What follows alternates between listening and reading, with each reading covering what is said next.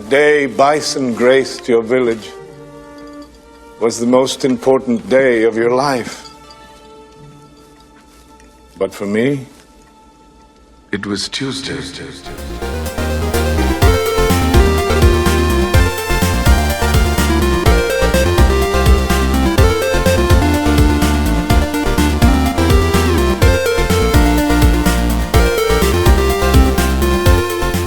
Welcome to the Rated G for Gamers podcast, episode 359. Before we start the show, we want to thank all of our wonderful fans who have supported us. And if you want to show support for the Rated G Network, you can find us on patreon.com/RatedG4Gamers. For as little as $1, folks, you can help support the Rated G Network. That really goes a long way. It allows us to content, do all the good stuff. Also, you can find us on YouTube, Twitter, Instagram, and Facebook at Rated G for Gamers. And finally, please rate and review us on iTunes and Spotify. We appreciate all the love. I'm your host, Dave Rotino, and this is my co-host, Dan, the podcaster formerly known as Link Robinson. I didn't know where you were going with that. You know what? Neither did I. I thought you were going to say, Dan, we just got Zelda because we waited in line for 4 hours. Robinson. I thought that's where you were going to go. I knew we should have workshopped it. I knew you would have. I knew you would have. You know what? You know what I'm sticking to. You want to start over? No, we're good. Go ahead. We're good. We're rolling, baby. We're rolling. All right. Well, we're just going to get into it. That's right. We got Zelda. We did get this. This is the Zelda episode. We got Zelda. We went to the Nintendo store. I didn't know you were going to come with me. I thought you weren't going to come. You did say you were going to come a little last minute. We wait. Did I? We got there. No, we planned that out ahead of time. Get out of here. No, I asked you would you come and you didn't know. I asked you if you didn't come and you said you didn't know if you didn't come or not. No way. When you asked me that first time, I was in. No, the second time you were more positive. The first time you said you didn't know. Oh, well, that may have been ages ago. I don't know, but yeah, I guess maybe there's the option of those three ways to get the game. I guess, right? You get it through Amazon, where they deliver a physical copy to your door, which can come anywhere on the day, or sometimes after, as Dan has experienced. 3 days later, or 3 days later, right? You can get it digitally. Sometimes early, if you trick the Nintendo Switch to thinking you're in Australia, like some people did, because they were a little bit earlier in the time zone, and you could just download it and play it like at midnight, or you can do what we did and physically go to a store and wait and hang out and be a part of an experience. So, I think we chose. I think we chose. Well, you know what sucks. So GameStop had their midnight release, right? Only if you pre-ordered the game. So if you didn't pre-order the game, it made no sense to go. It made no sense to line up. So if you pre-ordered the game, they had your game, right? So they didn't have any extra copies, which is kind of mind blowing that they wouldn't have at least like maybe 30 or 40 extra copies in the store to sell. Yeah, I mean that means they filled up on pre-orders and they're like, look, this is it, and like hundreds of people pre-ordered per store, so it's wild. Like Nintendo put out the copies, and people still came up. So let's just talk about our journey at the Nintendo store. Sure, right? Like it was a full day. It was a full day, man. We got there super early. Well, I know I got there a little bit before you. I was a little confused, right? Because usually at the Nintendo store, you see the line in front of the store where people have been leaving their tents. They've been sleeping there for like a week. Yeah. Right? So I get there is nobody online. I was like, this is great. And then I see all the cops and I see the crowd across the street by Starbucks.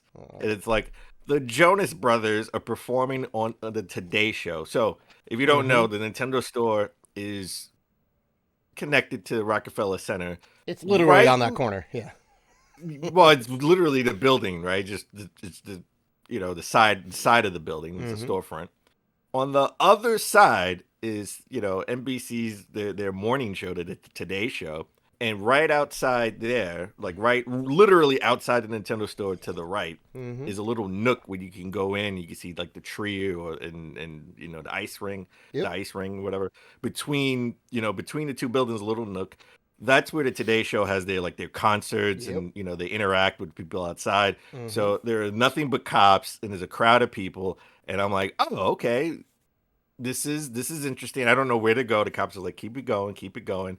So I went across the street because that's where I saw all the people with like Nintendo shirts and stuff. So I was like, oh, okay, so this is where I need to be. Yep. This is where I need to be. And then Yeah. around right when the concert started, they let everybody go. Right. They let everybody come back. Right. So I was there as they set up the Jonas Brothers concert.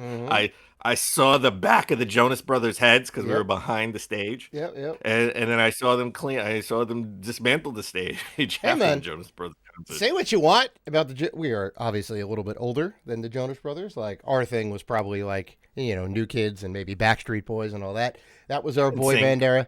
In sync. Or in sync too. Okay, you know, all right. This guy over here with JT number 1. All right. Listen. You keep saying that. I'm gonna hit you with the bye. What? Oh. Don't do that, please don't. He's gonna do it, folks. He's gonna do it. He's gonna dance. No, I'm not doing anything. Don't do that. Jonas Brothers, they're good music, right? They've been doing it like 10 years now. I mean, they're like old guard at this point.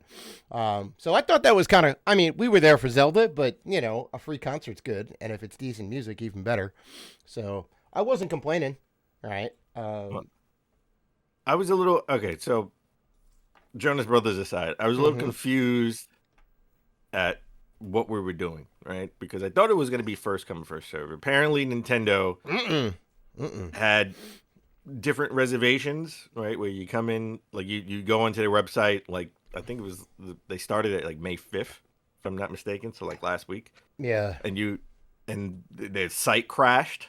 So it's like, how did anybody get reservations? Well, you get like crashed. they had time slots, right? So you get the 12 o'clock slot and the 1 o'clock and the whatever. Well, it was 10 o'clock and 11. Well, they had midnight slots too. And then I think they closed up and then reopened the store up. But yeah, by the time that we got there, there was a 10 o'clock, 11 o'clock, and I guess 12 or 10 or 11. Well, they had the midnight release. Yeah. The night, obviously the night before they had the midnight release. But that was like you needed tickets for that too. You needed the tickets for that, and Doug Bowser was there, and he's I guess he was signing people's Zelda. He was signing people's Zeldas. Yeah. Right? I met. They had Nintendo Treehouse. They had a Nintendo Treehouse event where they played a bunch of the game. Yeah. So I was watching it. I was watching it while on the way back from the city. I talked to one of the guys who was still chilling at the front of the line. He got everything signed. And I was like, oh, shoot. And he's like, yeah, I got all this stuff signed by Doug Bowser. I said, that is awesome. We didn't know Doug was going to be there.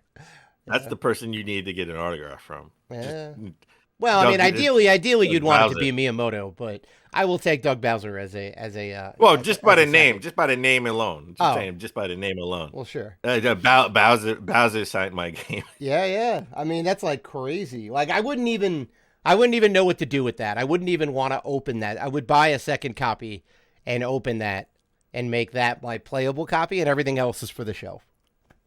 Okay, no. Doug Bowser, I'm okay. If Miyamoto signed my copy of anything, I'm not opening it. I'm not going to open it. That I'm going to keep it sealed. Well, it is funny because we were there. We've been there like multiple times, right? You go there all the time. I've been there in a little bit, but I forgot. I remembered when I got there, and I was like, oh, yeah. I was there for the opening of the Nintendo World Store, right? When they ended up rebranding it from the Pokemon Store to the Nintendo World Store, which I think was the right move. And where the Jonas Brothers were playing, they had a whole setup, and at the time, it was like GameCube. It was the height of the GameCube, so I think it was like 2004, 2005. So they had like Donkey Konga set up everywhere, and I think they had some Mario games and whatever else, and they had a big stage, and I managed to win a copy of Tony Hawk's Pro Skater Underground 2. Nice. And they were asking trivia questions, and like they were softballs because it was mostly for the kids and all that. But they picked me.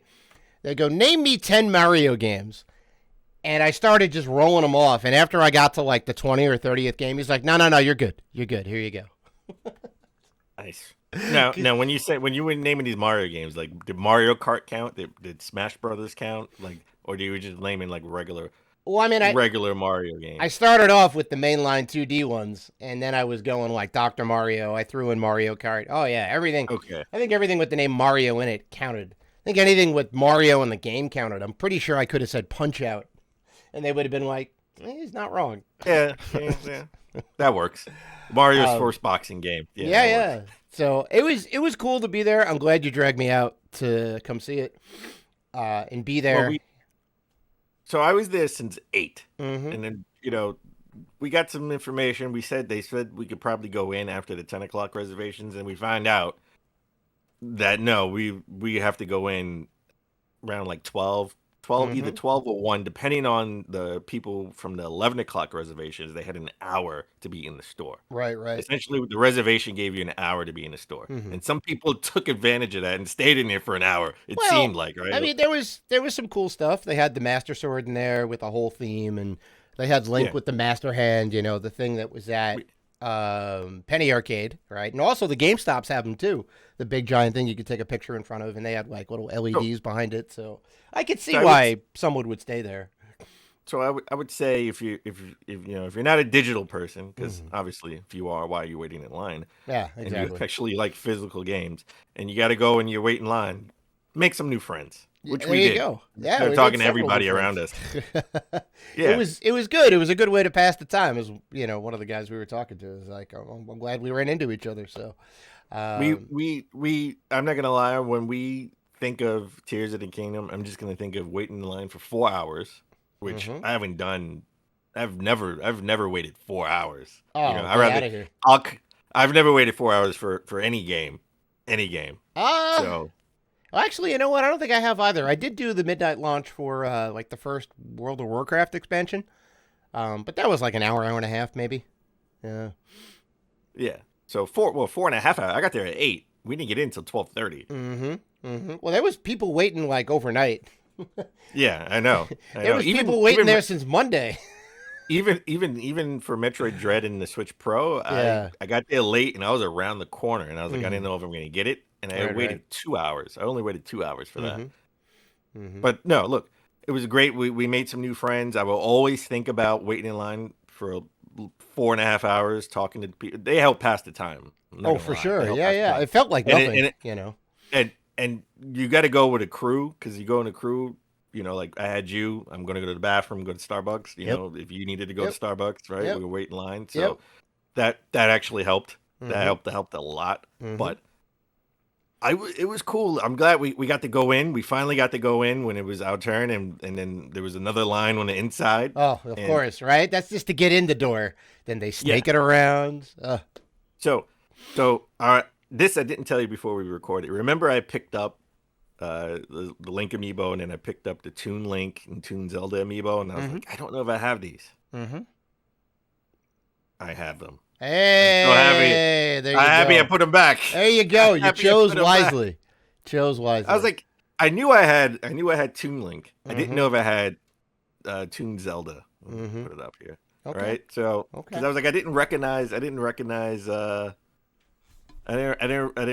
pose. I think, but somewhere on that back shelf, I'm sure I have my double of Mifa.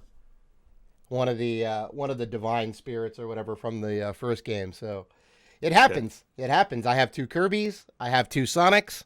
Although one of those was a birthday gift, so can't really fault on that. But well, we usually save our pickups for Saturday Morning Retro, but this is Zelda, and this is technically the Zelda show. It is, and we're on camera, so I get the show. So this is the actual Link, the new Link amiibo, right? With the Master Hand. Yeah.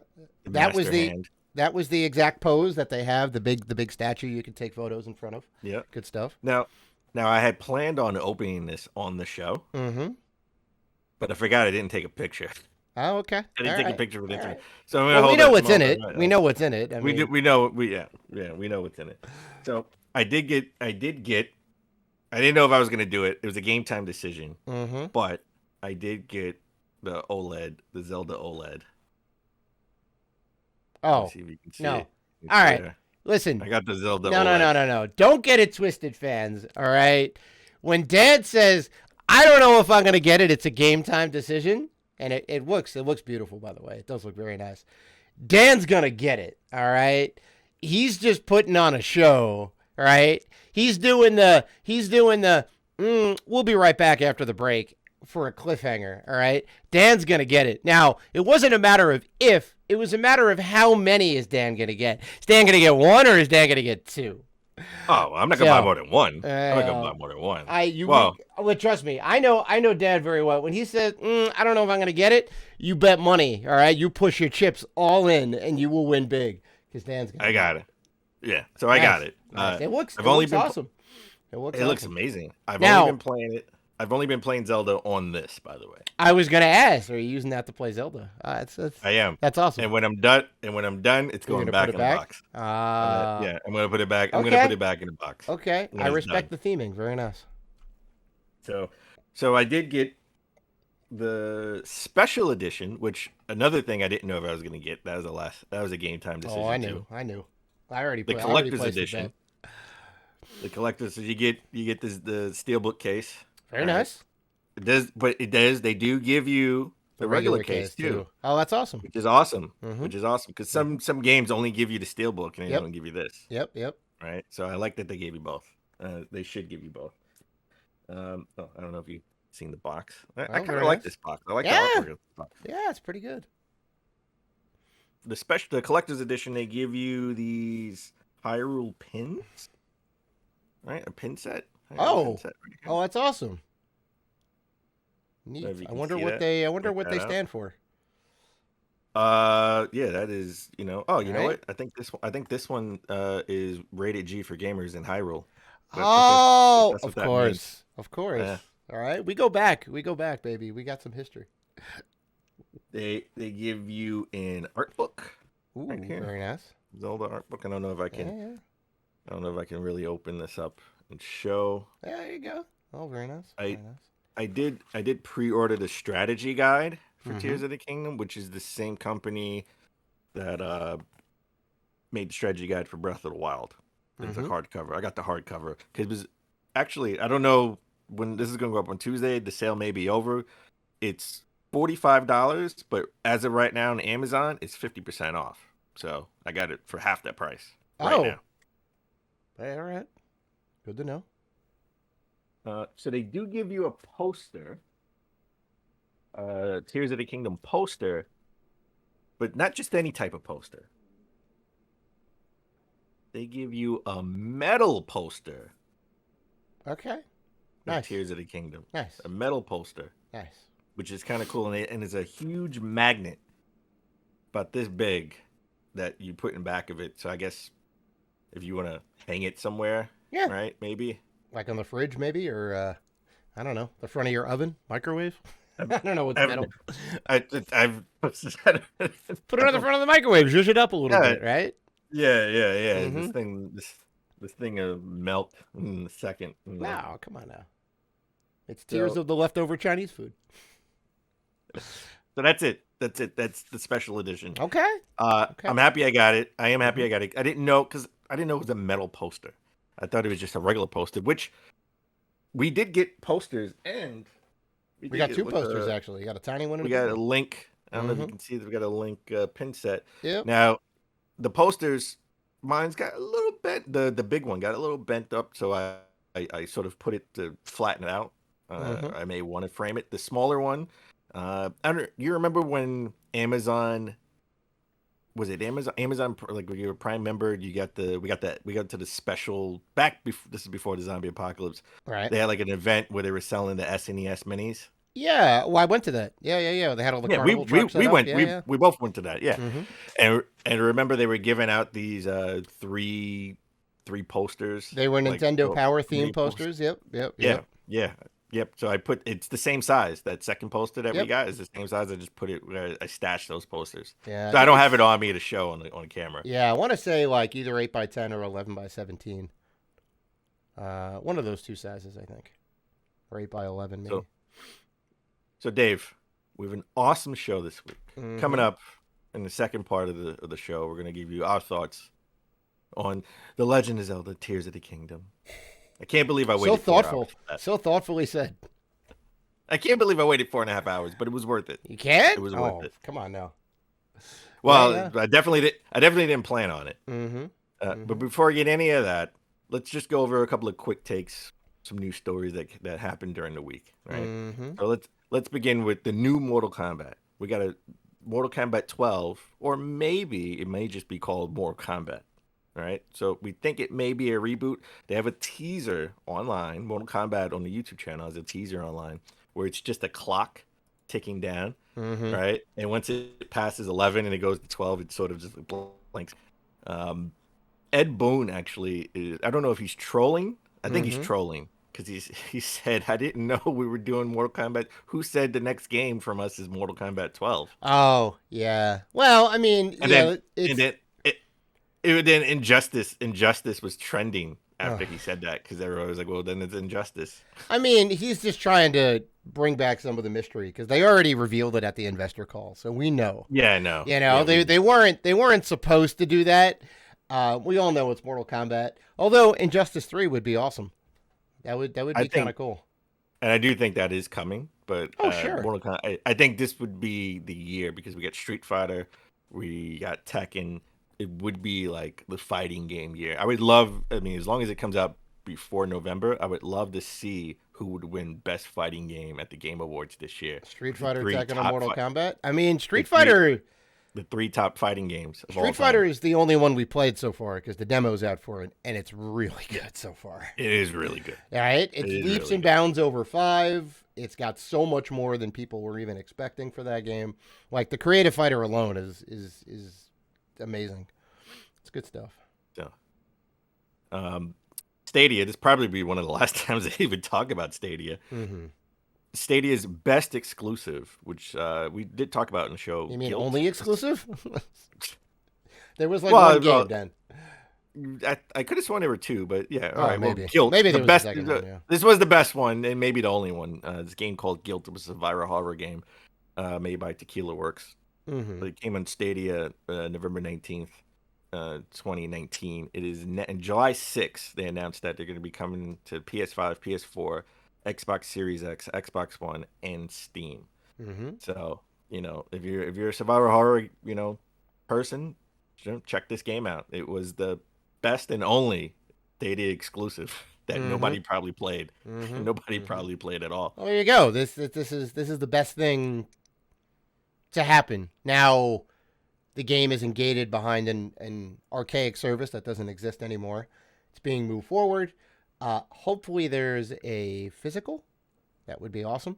Because I think That would be awesome. with but I don't think- Stadia, you're not going to have physical games. It's all digital, so there was never an option for that. But now there could be. Well, we got limited run, super rare games, Mhm, right? mhm, Well, mhm. speaking of physical and limited run, they're releasing physical game for Severed.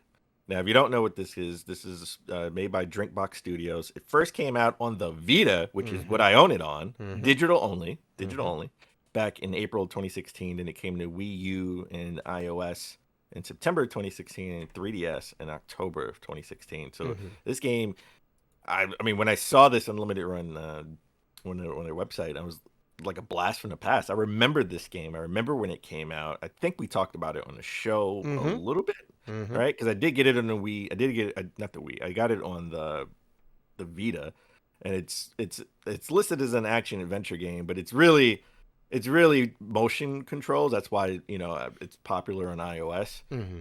Where you gotta like slash, you get the boss, and the boss has all these arms and Yep. weapons, and you gotta slash to try to cut the limbs off, right? When it came out, it was highly rated. Yeah. People really liked this game. Yeah, It was yeah. interesting. Do you know I'm- do you know the other game that Drinkbox Studios has done? The other 2 games, I guess. No. What other 2 games? Guacamelee. Oh, that's top of my head. Oh, okay. And Guacamelee Oh, yeah, that's too. right. Yeah. That's right. I forgot about Has that. a very similar art style, very kind of Mexican Day of the Dead, that kind of thing, which I'm all about. And I never got to play this. I still don't own a Vita, so good to see that that's moving forward. Well, you could have brought it in your Wii U before they shut down the eShop. Well, I mean, it fits because it's motion controls. Right. Well, not motion controls, because it's touchscreen, I should say. Yeah, not motion yeah. controls. It's, the Wii U gamepad really worked. Mhm. The Vita worked. I'm surprised. I think this came out on the Switch digitally already, but now we're getting a physical edition. yeah. Well, So I'm a wait and pick it up for sure. I'm definitely gonna pick. I'm definitely gonna pre-order it. Pre-orders, you can pre-order it on limited run up into June 11th. Mm-hmm. So, and I think it's only $39.99. Right. Lastly, there's not going to be an E3, but we know we're going to get Summer Games Fest. Jeff Keighley just announced that he has over 40 different partners, studios, publishers. They're going to be a part of Summer Games Fest. You know, Sony, Capcom, CD Projekt Red, Sega, Ubisoft, and Netflix and Disney are going to be a part of it. So everybody. So everybody, yeah. Yeah, Sony's interesting that they're in the mix. Well, there's a rumor that we're, you know, like this. If we were doing a regular show, we would have did, you know, there's a rumor out there by the Giant Bomb co-founder, GameSpot alum. Can't think of his name. Right here, tip of my tongue. Can't think of his name. I don't know. Otherwise, I'd try and help you with that. Ooh, the guy. Remember, it was like a big controversy because he Jeff Gerstmann back in the day. Jeff Gerstmann, yes. Jeff okay. Gerstmann. All right. When you say big controversy, it's Jeff Gerstmann. I love that guy. Yes, Jeff Gerstmann. Love that guy too. Mm-hmm. He tweeted out that, you know, everybody from what he's hearing that there's Sony, you know, the big Sony Showcase. Sorry, not Sony Direct. Sony Showcase will be at the end of May or the beginning of June, and they're going to have they have some type of exclusivity deal with Konami for Silent Hill and Metal Gear. Okay. Right, for whatever their next games are. But I can see if Sony's going to have a showcase, all right, they're probably going to leave something behind just for Jeff. Because they did it last year, right? Did they? Because we got this, okay. we got the Edge. Yeah, we got the Edge controller. Oh, yeah. Yeah. And then we got to see the Last of Us movie trailer. I mean, not the movie, the series trailer. The TV right? series. There was a little teaser TV for that. Trailer. Yeah. Yeah. Not to say that the show's not amazing, because it is, but less exciting because if it's a video game show, and I think we talked about it too, is like, because there was that, and there was also the Borderlands movie that we saw a little behind the scenes on, which is cool, but we're really there for the video games, you know. We want good juicy video game stuff. So, okay, I have some ideas of what Sony would show there, and they would still have enough for their own showcase. Yeah. I think PSVR 2. I say PSVR 2 games. Not like a sequel to the Uncharted movie, or maybe a God of War movie. I feel like they may go the movie route. Was it God of War? There's a God of War TV series in the works, right? Yeah, with Amazon, I think. Yeah, so that could be something that could be there for sure. But I'm more interested in seeing what Netflix is going to show. Right. Well, so am I, because now we have Joseph Staten on board. So let's see what he's coming up with, right? Yeah. All right. Let's take a little break. Mm-hmm. When we come back, we're going to talk all about The Legend of Zelda: Tears of the Kingdom. Mm-hmm.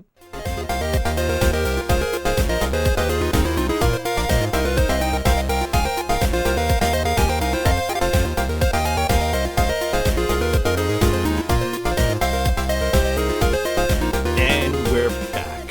All right, Dave, we're going to talk all about our thoughts on The Legend of Zelda: Tears of the Kingdom. Wait, this is not the Crash Bandicoot podcast? Dan, I'm sorry. I need to go. Well, just like I told you earlier, bye. All right. There it is. No, obviously Zelda, the hottest game, possibly game Zelda. Of the year. It's all about Zelda. I would say this. Do you agree with this statement? Mario is Nintendo's most influential game, and Zelda is their most popular game. No. I really wanted to believe in that statement. I think. Listen. That's Mario such a hard statement. That's such a hard statement. Mario and Zelda came out the same year, and everybody gave Game of the Year to Zelda. No one gave it to Mario. I wanted to give it to Mario personally. You did. I wanted to give it to Mario Odyssey. Well, okay. Wait. Are we talking about the franchise as a whole, or Odyssey and Breath of the Wild as influential games? Odyssey, no. The franchise as a whole. Oh, I think you're right. You got to give it to Mario as the most influential, but Mario is also the most popular as well. You think Mario is the most popular? I would love that. We got to put a poll up on Twitter. Everyone loves Mario, though. It's super easy to get into, you know. Not to say that Zelda's not easy to get into, but they're grand adventures now, right? You can't just like pick it up and just start playing for an hour. Like you're there for like all day because it's so engrossing. I don't know. I just feel like people have this like they like just put Zelda like all the way up here, like as they should. I think it's an amazing franchise with a great history. With the exception of Zelda 2, which some people, the old school people love Zelda 2. I'm a stand for Zelda 2. It suffers from the translation problem that we were having up until the early 2000s, to be honest. So a lot of the hints and the whatever are really obtuse. You can say the same thing for the first game. The hints are very obtuse. Sometimes they're mistranslated and you get this like, I don't know what this means. So Zelda 2 and Skyward Sword, I think, are the ones that would be low on people's list. Yeah, right? yeah. But people are, Zelda 3, remember, if you Nintendo Power and all the Game Pros, Zelda 3, Link to the Past, Ocarina of Time, Breath of the Wild, and now Tears of the Kingdom are touted the best game of all time. Like when you look at a list, when those games, came out, the first couple of years, if you look at the best games of all time, they were up there. Yeah. They were number one, right? Right. Link to the Past was number one until Ocarina of Time came out. Then that was number one. Yeah. Right. And then Breath of the Wild is number one. All right, you're making a strong case. You're making is number one. That's right. Where Mario, none of the Mario games, people they hold them nostalgic wise, and again, that's why I said most influential. But people don't put, with the exception of me, Super Mario World, the outlier, right? Like the people don't put a Mario game as like the best game of all time, right? No one's gonna say Mario 3 or Super Mario 64. 64 would make it would be up there. No. I'm saying no one's gonna say Mario World, Mario 3, Mario Sunshine, Mario Galaxy are better than Ocarina of Time. Oh, well, Link to the Past, or Breath of the Wild, right? Like he's always going to be a Zelda game that's going to be like the best game of all time on all of these lists. Yeah. Forbes just put out their top 100, which we were going to talk about today, but we'll save that for next week. Breath of the Wild is number one. There is no Mario game in their top. No notes. No Mario in their top 3. Top 10. Top 10. There are no Mario games in their top 10. I'm going to have to see their list, Jack. I don't know. Now I'm getting a little suspect. Breath of the Wild, number 1, no notes. Mario not in the top 10? Like, not even just my Mario, but any Mario game. I'll have to see what they pick. I'll have to see. Yeah. We'll get into it because I wanted to talk about, where Mario 3 and Mario World landed, but we'll talk about that next week. Hopefully, if I remember, put it in the show notes. But I just wanted to put that out there. I think Super Mario Brothers are the most influential Nintendo franchise, but Zelda is their most popular. I'm not gonna say best. I'm gonna say the most popular franchise. Okay. Right. So I think that statement holds true. But let's look at Tears of the Kingdom, right? If you look at, Metacritic has it at 96 and OpenCritic has it at 97, right? Like as far as OpenCritic goes, it is now rated higher than Mario Odyssey, which was like a 96 on OpenCritic, I think, right? So it has 86 positive reviews, on zero. Metacritic. Yeah. On Metacritic, 86 positive reviews, 0 negative, but 1 mix. I mean, all the major outlets, IGN, GameSpot. All of the outlets, period. Not even just the major ones. All of the outlets. PC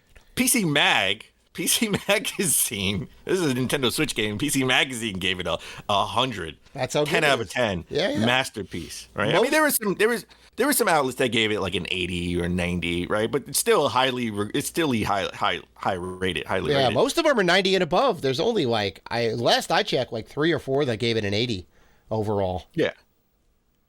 But there's only one. There's always an outlier everywhere, right? Like there's always an outlier. Someone's going to be contrarian. Yeah. Gfinity gave it a 60. Now to be a 60, which is 6 out of 100. 10. It's out of 100, so it's a failing grade. I would love to see where they rated the Order 1886 when that came out. Oh yeah, well they probably gave that a 10 out of 10. They probably gave that a 7.5, right, over that. But I will say, to be fair, right? They said if you've never played Breath of the Wild, Tears of the Kingdom would be the best way to experience, like, the franchise. Like, don't go to Breath of the Wild, play Tears of the Kingdom. But they didn't like Breath of the Wild back in 2017. Nope. So if you didn't like Breath of the Wild, then this Tears of the Kingdom is probably not going to be the game for you, right? So to be fair, I'm sure if we look back at, well, I don't know how long they've been around, but if we look back at their scores at Breath of the Wild, it was probably around the same 60 70 mark, right? Yeah, and before we did this, I didn't realize that I didn't read the review until right before we recorded, so I didn't realize they didn't like Breath of the Wild. Well, I mean, it makes sense. If you don't like the first one, you're not going to like this one. And just to kind of pull back the curtain a little bit, we're still in that beginning Sky Island. Not really a spoiler. You've seen that before. But we haven't gotten off the tutorial section yet. So we haven't gotten into it fully. So we can only give our impressions of what we've played so far. And we certainly have thoughts. But so far, it is a lot like Breath of the Wild. There's a lot of new stuff in there, don't get me wrong, but the core gameplay of like open world, kind of figuring things out on your own and making your own way and solving puzzles the way you want to in new and innovative ways that Nintendo has probably thought about. In some ways, Nintendo hasn't thought about, and they're happy with that because that's what the game is all about. It's like Breath of the Wild, but better, right? They've taken that game. This is a direct sequel. They've polished it up. They've made it better. The graphics are better. The controls are better. The things you can do in the game are new, fresh, and innovative. They didn't just retread over the old stuff, but it's the same kind of game loop, right? You kind of get to go where you want to go, figure some stuff out, stumble across a thing, and then you spend 3 hours going down this rabbit hole, and you have the best time in the entire world. So I get it. You didn't like the last one. They're not going to like this one. But I don't agree with their opinions. Now, a lot of people are saying, well, they're just being contrarian to be contrarian. When you look at 86 positive reviews, and the lowest rated score is an 80 from like 3 or 4 outlets, most of them are 9s, and a lot of them are 10s, you got to shake your head and go, okay, what's going on, right? So is it a bad game? I don't think you could objectively say either of those games are bad, right? As little as we played of the new one, and as much as we've played of the old one, although Dan hasn't beaten it. I mean, come on. I haven't beaten it. No. I've probably put more hours into it, maybe, but I haven't beaten it. So you started playing the new one, and you're like, I'm gonna get back into the old one. You're not. Just beat the old one.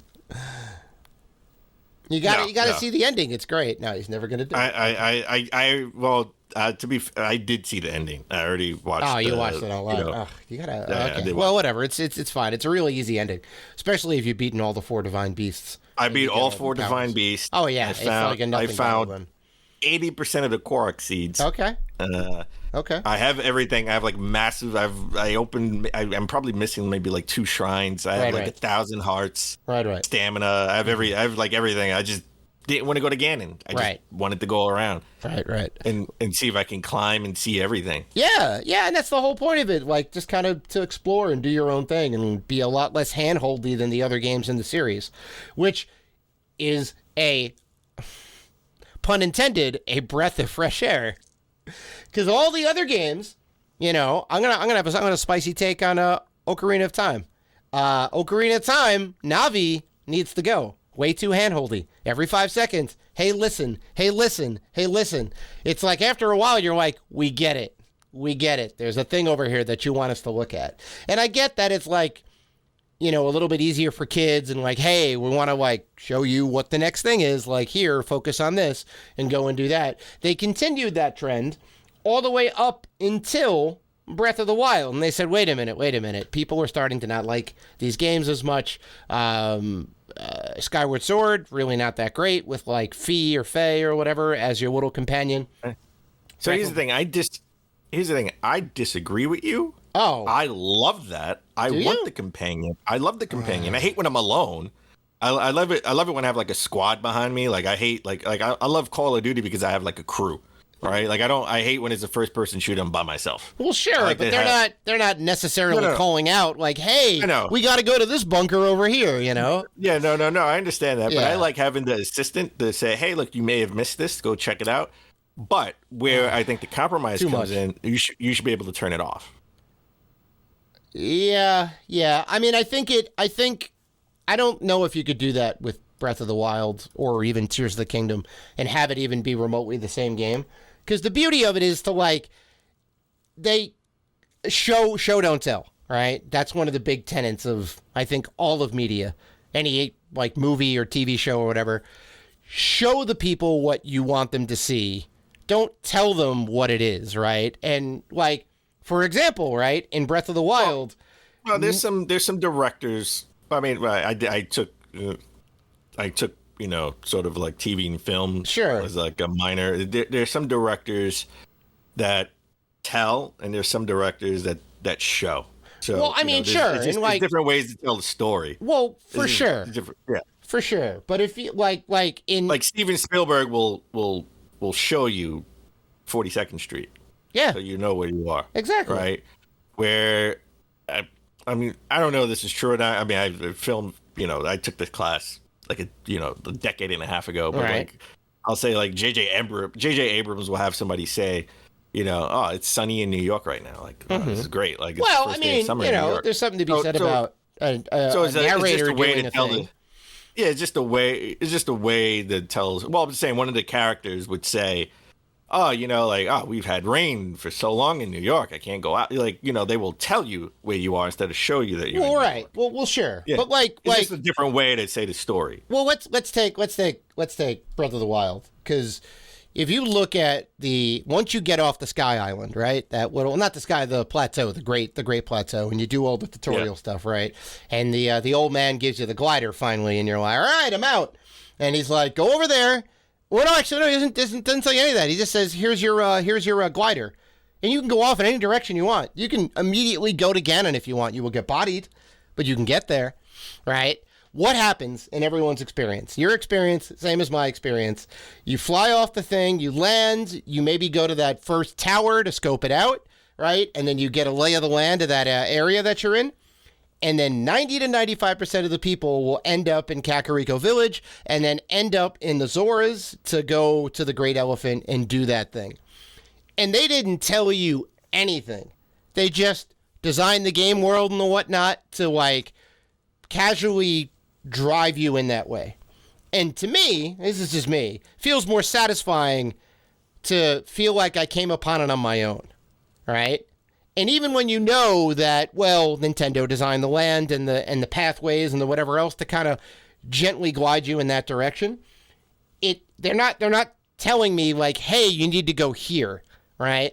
Because then, like, what could happen in bad game design is you go left and you want to do a thing, and then 2 minutes later, your little navigator is like, hey, we should go to Kakariko Village. And it's like, I obviously don't want to do that right now. I want to do this other thing. So they're actively disincentivizing the exploration, which to me is what Zelda is at its core. That's my take on that. I want the opposite. I like linear games. And and there's something to be said about that, yeah. I want to be told, you got to go here. Right. And I can think, choose not to go there. I can go over here, but tell me where to go. well, do you think that part of that is because there's so much to do, it can be overwhelming and you want a little bit of guidance? Beat Zelda Breath of the Wild mostly because I didn't know what to do. And I'm like, okay, should I go over here? Should I go over here? And then I kind of just said, screw it. I'm just going to go everywhere. Right? I'm just going to go everywhere. And you got it done. You got to the end of the game. And the only reason you didn't beat it because you didn't want the journey to end. Right? No, I just kind of was burnt out of it. To be honest, I was just like, I'm done. Okay, but you had fun along the way, right? Yeah, it was sort of like mindless fun. Kind of. It was like, I don't need to have the volume on. I can listen to Rated G for Gamers podcast, right? Or any other podcast, or have the TV on and just mindlessly go around and like discover stuff. Right. Right? Because it's not a lot of voice acting until you get to cutscenes. Right. So, right. Well, this new one just certainly has a lot more voice acting in it, but I guess your sentiments kind of align with some of the Gfinity stuff. They were upset there wasn't proper dungeons, which I would agree. I would disagree vehemently because I think the Divine Beasts were supposed to be that, and I thought they were super fun. Right? Well, it was a whole challenge to get to it, to figure out how to get inside of it, and then how to solve the thing, and then fight the boss at the end of it. I thought that was super cool. So I tried looking up their, if they see it, they had a review of Breath of the Wild. I couldn't find it on a website. Mm-hmm. Okay. And just as a comparison, Metacritic, again, Tears of the Kingdom 96, Breath of the Wild 97. So far, yeah. Yeah. Breath of the Wild is 97. Yeah. So it didn't beat out Breath of the Wild the Metacritic score, but it did beat. It is the best score on OpenCritic. Sure. And I think I think Ocarina of Time is still like the best reviewed game on Metacritic. I think that's like a 90. Well, I think Ocarina has some problems, and I think a lot of those reviews are from back in the day. So yeah. I could get a little. I could definitely get more spicy about Ocarina. Now I know it did a lot of things. It's monumental in the way that GoldenEye was, but to go back to GoldenEye is rough, right? GoldenEye had to walk so Halo could run. Right, is really kind of what I say about it, but I digress on all that. So Tears of the Kingdom, I think I'm only 2 hours, maybe 2-3 hours in. Mm-hmm. I mean, after the show, I'm getting back. I mean, we don't even have to, end the show with what you're doing this weekend. Right? Mm-hmm. I know what I'm doing this weekend. I'm going to the mall and I'm playing Zelda. That's it. May not be in that order. I may play Zelda, go to the mall, then play Zelda again. Right, that's what I'm doing. I did the first 2 shrines. So I know how to, connect things, make them stick together, put them together. Hand, yeah, using the Ultra hand. Cool. I will say one thing. Mm-hmm. I like the fact that you can rotate it different ways now. Right. You can sort of rotate it different ways. It took some time to get used to that, right? Because I'm like, how do I do this? Why is this not moving? Same. Yeah. Yeah, and then you get to the area when you get to the second shrine, you have to make a boat, right? I'm not gonna lie, my rafts just kept floating by, like I didn't know how to get on. There is some current. Because there's like a waterfall on the other side of that, I think. So yeah, I had that same problem. so you have to. Later on in the game, you get because I watched Nintendo Treehouse, which they didn't give spoilers, but they did show you some of. They didn't give you spoilers or any of the story or anything like that. Mm-hmm. And a lot of the chests they didn't want to open up because they wanted you to discover what was in those chests. But you do get a recall system where you can recall, because obviously I made 2 rafts to get across this big pond and they went flying away. Yeah. They went flying away before I could get on it. If you're close enough, you can Ultra Hand grab them and then bring them back. Yeah. Yeah. Well, it's hard because it's going by. It's just going, right? And you got to try to run, and it has to highlight in green before you can call it, before you can up and move it back. Yeah. So, I was like, I had to sit there and cut some trees down to make a new raft. Now, which is cool. Like you could just make your own materials, right? You chop down a tree, put a sail on top. It's really cool. So here's my question to you, because I don't know if this is true. Does the axe not break? I think all weapons break except for the Master Sword. Well, I think all weapons break except for the Master Sword. That's all I'm saying. Well, we'll just say we think all weapons break. We'll put it that way. I mean, okay. I'm pretty sure it's just like the first one. I don't think any weapon is indestructible. You can always make a new one. You can fuse a thing together and make a superpowered thing. I feel like one of my axes are broken. They're pretty sturdy though, and they're meant for chopping down trees. So I think they have more durability than if you were using like a sword or let's say like a tree branch. I don't even know if you could knock down a tree with a tree branch, but yeah, certain weapons have different levels of durability. As far as I understand, I feel like the axe could break. So I got the battery, right? but I don't have any Zone 9 equipment yet, so I didn't get that far. Where you Okay. get, like, you have the battery to power up the equipment. You know, obviously you see the trailers that you can make cars and stuff like that with the Zone 9 equipment. I didn't get any of that. Yeah, so that's actually super interesting, right? Because there's specific ancient technology from the Zonais, right? I don't think they ever necessarily called it Zonai technology in the first one. It was like ancient whatever was the stuff. Yes. And the giant guardians and the whatever, you would get that equipment and build stuff with it. But they have like the fan, I think, is the biggest Zonai technology thing, which is like, you're right. There's like a battery thing with it. So like you eventually can like put a fan on the back of a minecart or the fan on the back of, like a raft. And now it has like, some sort of speed capability to it. So you hit it to turn it on and then you'll see the little battery thing. Like, so that's all like super new. And I'm assuming that you can extend the battery life. You can get more batteries.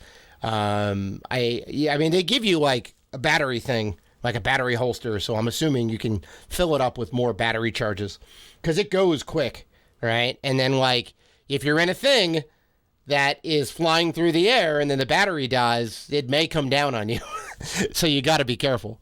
I'm just trying to figure out when am I gonna get the guide so I can glide through the air. I'm assuming once you complete the island, you'll get the glider, because otherwise, okay, that makes otherwise you'd be able to just jump off the island. Every time you jump off the Sky Island, you get put back on the island because they don't want you to like fall. Oh, you tried? Oh, you tried it? You tried it? Not intentionally. Oh, yeah, I was kind of like creeping up to an edge to see what was over there. I'm like, is there something cool down here? And I was like, whoa! And they put you back on the Sky Island. So okay. Yeah. They make it a point. And I'm like, I get that because you could break the game because you wouldn't have all the abilities yet and you wouldn't be able to get back to the Sky Island, right? You need to get all 4 or 5 abilities. I forget how many are there.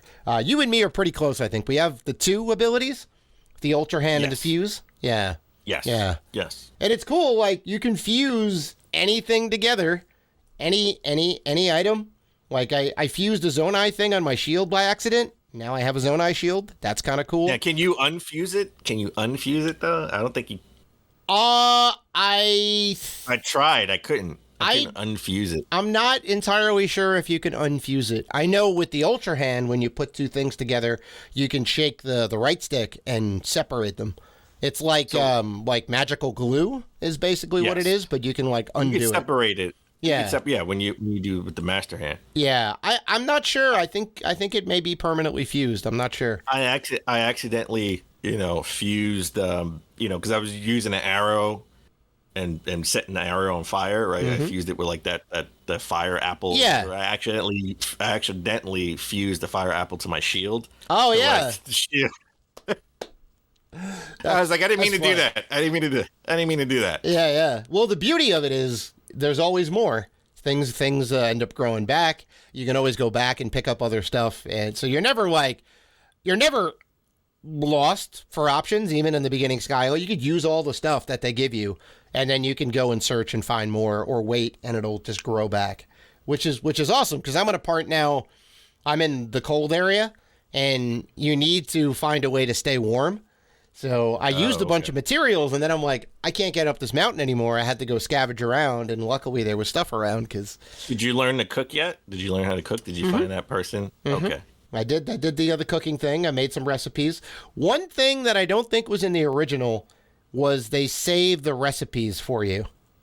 So whatever you put together, you can just say, add this to a recipe, and it'll bring up all the recipe cards of things that you've made, good and bad.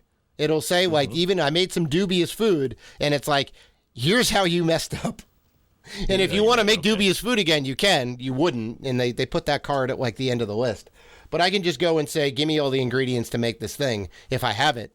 And it'll, like, fill your hands up, and then you can just, like, pop them in the pot. So this is a much darker Zelda, right? I mean, it's no... Yeah. It's no spoilers. Well... You see, we talked about Master Hand. Right. Right? Like, right. Link lost his arm. I didn't realize that's what that was, to be fair, but I guess you could kind of piece it together. I thought his hand became magical. No, it's literally the replacement hand, yeah.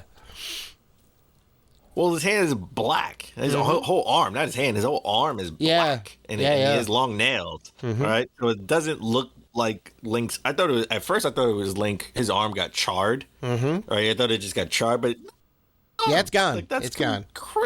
It's insane. Yeah, it's insane. And we won't say how, and but it is the opening intro bits basically is like where that kind of all comes about. Well, just imagine you go on a date. Just imagine Link goes on a date and he puts his arm around his girl, and it's like kind of scary. It's like maybe she finds it kind of cool. I don't know. Maybe she's into cyborgs. You know what? You know what it reminds me of? Evil Dead. Oh yeah, right. Evil Dead with the little chainsaw arm. Hey, look, he would fit right in Cyberpunk 2077. He'd be the coolest guy in that game. I think he's a few thousand years, too late. Right. Too late. Right. But you're right. Yeah. It definitely does kick off. A few thousand years too early. It definitely does kick off with a darker tone. I'm definitely cool with it. I think it's awesome. Well, I like the Metroidvania way. They give you everything and then you lose it, right? Like the Metroid way. Not Metroid. Castlevania. Metroid 2. Symphony of the Night. Yeah. Metroid Prime had the same thing. You had all your items, and then they take them all away. I would say I don't have a criticism necessarily, other than the fact something I would have did differently is, in the opening bits of the game, and you have everything. I would have made that just a little bit longer to make me feel stronger, right? Because you see that you have everything, but you don't feel it, right? Like you don't really. I felt it. I felt it because of that one thing that happens, which we're not going to spoil, but that was heavy, and that was a cutscene though. Yeah, that was still a cutscene. Yeah, no. I want to be able, like, give me some more monsters to battle. Like, give us a little adversity. You want the Elden Ring open battle where you get bodied and you're like, okay, all right. Or you want a little bit of time to be super strong and then lose it all. Yeah, I get it. Symphony of the Night, right? You have a boss battle. I mean, spoilers for a 25-year-old game. You have a boss battle, right? That you have everything, and you have like a boss battle. Well, you start off as Richter, but yeah, you do as Alucard. You have everything, and then like the Dark Lord Shaft takes it all away from you. Yeah, you literally have the best items and weapons in the game. Yeah, but you start off. But you start off with a battle, like a big battle, and you feel all powerful, and then they take it all away from you, right? Sure. So I was again, not a criticism, something that I would have maybe did differently. I would have added a big battle at some point there, a little bit of adversity until we got to the point of where it happens. Right. Yeah. Oh no, I feel you. Yeah. I mean, I'm a little bit further than you are. I've gotten to the first boss battle, which was interesting because I was a little stuck. And then I'm like, wait a minute, this is Zelda. You got to look around at your surroundings, see what's there, survey the scene, and then figure out a plan. And I was like, all right, now I know what to do. I got to the boss battle. I got bodied. I got to the boss battle again. I got bodied. So I'm like, all right, it's Elden Ring all over again. There you go. Kind of. I mean, the first one I came into it, I didn't realize what the boss battle was, how the boss interacts with the world, and what the patterns are. So then the second time around, I'm like, all right, let me try some different strategies. And then I looked at my watch. I said, it's way too late. I'm going to come back to it in the morning.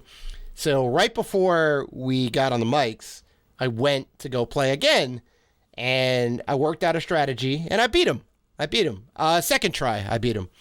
And I was like, okay, because I thought I was way underpowered, but I'm like, there's not really anything else to get at this point in time. I got all the items, and I'm like, all right, maybe go ahead and I try and do it this way. And I got him. Very cool boss. So I would say if you're starting out, don't fuse a lot of boulders to your sword because you can't unfuse them. And makes it a powerful cudgel though. It's good.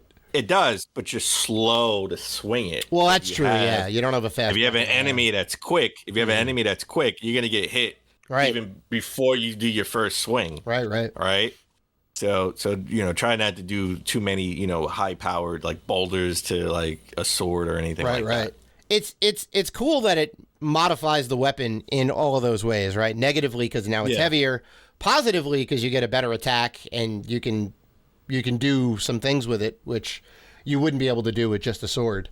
Correct. And I think, as far as I understand it, anything can fuse to anything. You can do one fuse. You can fuse item A to item B. But what item A and item B is, as far as I understand, could be anything. Well, which is I'm so excited. While you were doing, taking care of the boss, the first boss, I was accidentally setting my surroundings on fire. Oh yeah. I accidentally set my branch on fire, and I'm just going around, and I'm like, everything's on fire, and now I can't sneak around, and the enemies see me because I can't sneak around because I'm setting everything on fire by accident. If I remember, in the first game, you could just put it away, and it would stop being on fire. It was a little hack. I think it's the same in this one. If you put it back, all right, before it goes away.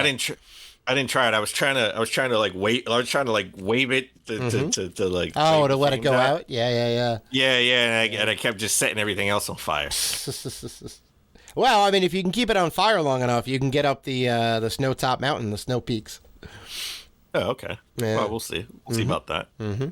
Oh no, I mean, I didn't really hit any story beats other than the opening scene, obviously, because it's still in the sky. But I can't believe somebody already beat this, and they could beat the main story in 94 minutes. Did you see that? I mean, you didn't see it, but did you see? No, I didn't. I did not hear about the story. That is, you could beat it in an hour and a half. That is bananas, wild bunch of bananas, Donkey Kong levels of bananas. 94 minutes, not 94 hours, 94 minutes. How? Well, just like Breath of the Wild, once we get off of the this opening Skyland, you can go straight to the boss. Right. It's just like in the first one, right? You can kind of go where you want. If you want to beat it, you can beat it. But I mean, like, it still takes a little bit of time to figure out what the exploits are, right? Because like somebody found a way to get off the the original plateau in Breath of the Wild without doing all the shrines. Right, you could get beyond the clouds without doing all that stuff, and that saved a hell of a ton of time. And then they just ran to the boss and they bodied that Ganon form or whatever it is. Like, good on them. I feel like they had to have had this game a couple days already. Maybe they had an early copy and they're like, oh, I found out how to do it. Because I don't think they'd be able to do it in a day, right? No. Well, I mean, they figured it out, right? I mean, maybe they did. Maybe they got it at midnight and they're like, all right, I'm going. I'm going to find a way to break the game. That's crazy. 94 minutes. Uh-huh. Yeah, it's going to take me like 70 hours. Yeah. It took me 94 minutes to get through the first shrine. I was just walking around exploring, and I accidentally found 2 Korok seeds. Yeah. Yeah, I didn't even help the guy get with his buddy in an accident, and I got 2 Korok seeds. Oh, nice. I think you can get 2 more if you end up bringing them over. Oh yeah, well I'm gonna do that before I go to the temple, which is obviously gonna lead me down. I'm gonna see if I can help that guy out. Okay. Yeah. It took me a couple of tries to figure out what they wanted to do, and I thought I did it, and I'm like, hey, I made a thing, and the guy's like, I still need my friend. You gotta pick him up and put him on. I fused something to him. Oh.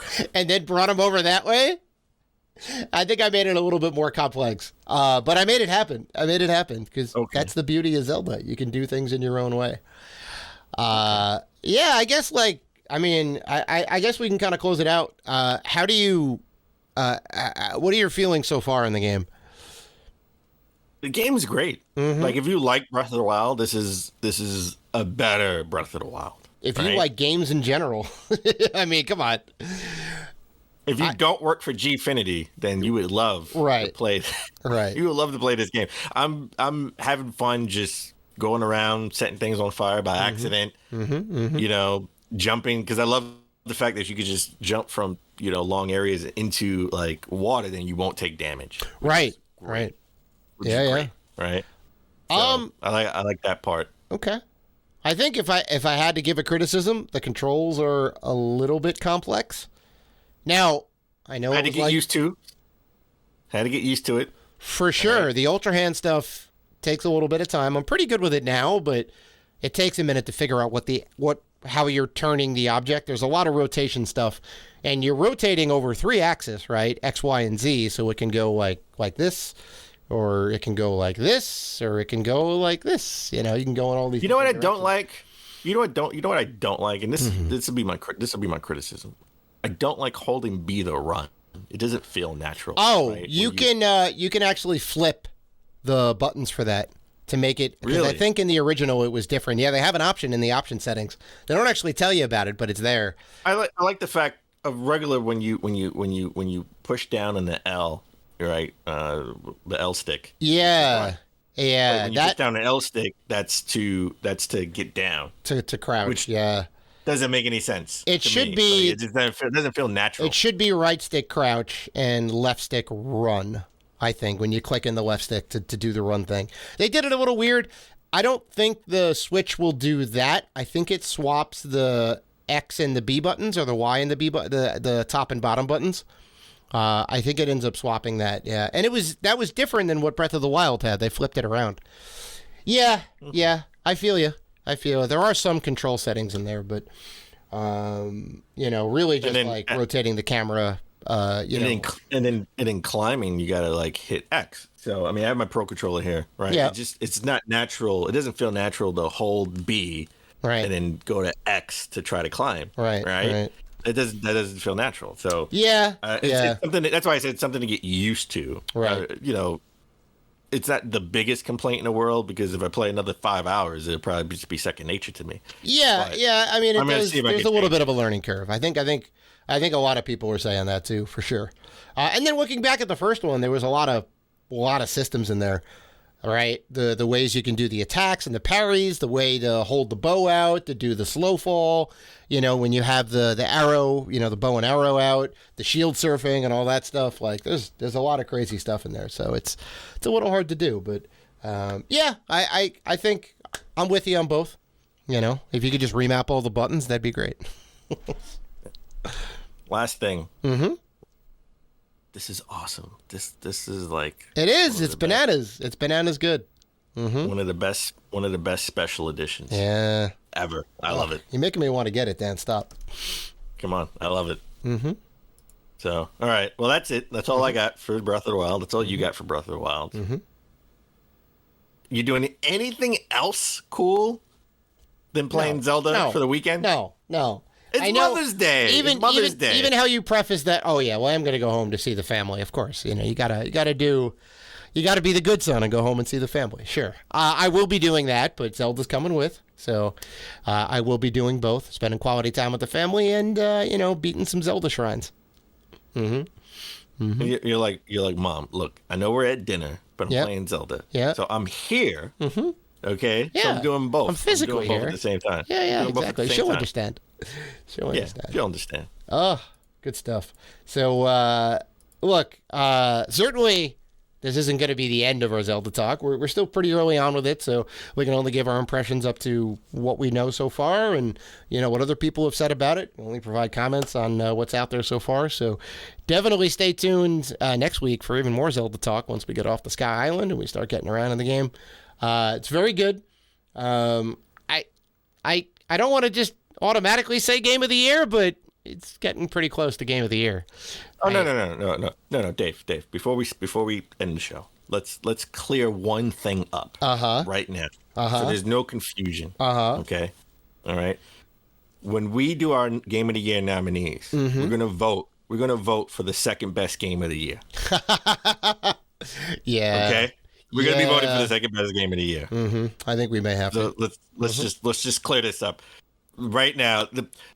We make history on this show, right? Mm-hmm. Like the Order 1886, the only game in history, in video game history, on the history of the Earth, of the planet, of this galaxy, of the universe, to be nominated for Game of the Year, not once, not twice, but 3 years in a row. Mm-hmm. Mm-hmm. That's wild. And this is the first time in history of this show that we already named the game of the year of 2023. This is how confident and how high we are in this game. All right, we do Legend have of integrity Zelda. as journalists, but we know. Tears of the Kingdom. Yep. So when we do our nominees, we're probably gonna have to do our top 10 games That are in Zelda. that aren't Zelda. Yeah. Oh. To see who would be the runner-up. All right. To see who would be the second best game of the year. Well, it's funny you say that because the game of the half year is coming up, and Zelda obviously does make that cut. So stay tuned for June. It's gonna be a hot month in more ways than one. It's gonna be a hot episode. So that's episode 359 in the books, folks, and we want to thank you guys for listening to the show, for liking, commenting, and doing all the good stuff that you guys do. If you want to interact with us, and we know that you do, you can find us on Facebook, Twitter, Instagram, and YouTube at Rated G for Gamers. So please listen, like, rate, review, and subscribe. And as always, Keep gaming.